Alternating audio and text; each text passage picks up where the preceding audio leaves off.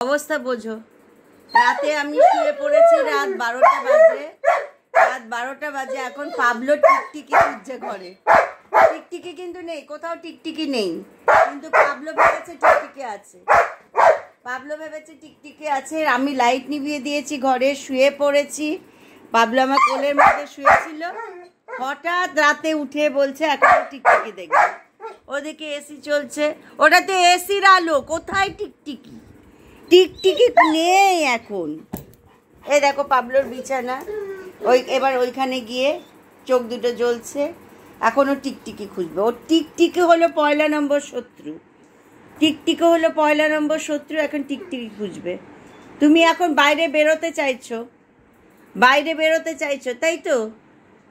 হ্যাঁ, এখন বাইরে বেরোতে হবে না। আমি এখন কিছুতেই বাইরে বেরোতে দেব না। তুমি এখন বুঝতে পেরেছো ডাইনিং স্পেসে কেউ এসেছে, তুমি এখন বেরিয়ে খেলা করবে, তাই তো? এখন ঘুম করতে হবে, ঠাকুমার কাছে ঘুম করতে হবে, সকালবেলা উঠে হিসু করতে হবে। এখন ঘুমিয়ে পড়ো, নাহলে কিন্তু সকালবেলা উঠতে পারবে না। সকালবেলা তাহলে মর্নিং ওয়াকে যাওয়া হবে না, ঠাকুমা স্কুলে চলে যাবে। ঠিক আছে, চলে এসো। এখন টিকটিক ধরতে হবে না, টিকটিকগুলো ঘুম করছে এখন। সবাই আই ঘুম করছে। রাত 12টা বেজে গেছে। ওই তো হাই উঠছে না তোমার? চলে এসো। Good night everyone, good night from Pablo, see you tomorrow.